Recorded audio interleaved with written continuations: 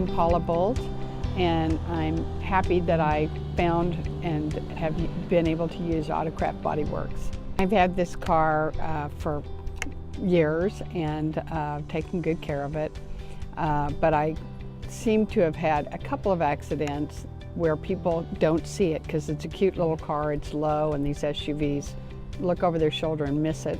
So I had someone who, in this case, was backing out of a parking spot as I was going by and hit the front end of the car with a big truck, F-150.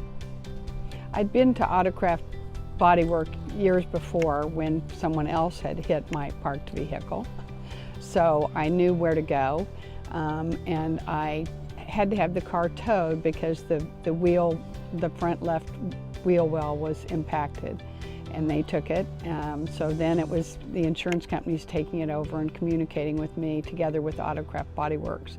What was neat about the current setup is that they are totally technologically set up so that I could know exactly where they were in the process as they repaired the car, when they had to get permission for additional parts from the insurance companies, when it was moving into paint and out of body or whatever section it was in, waiting for approvals for more funding. So I knew exactly where the car was and felt like they were keeping me well appraised.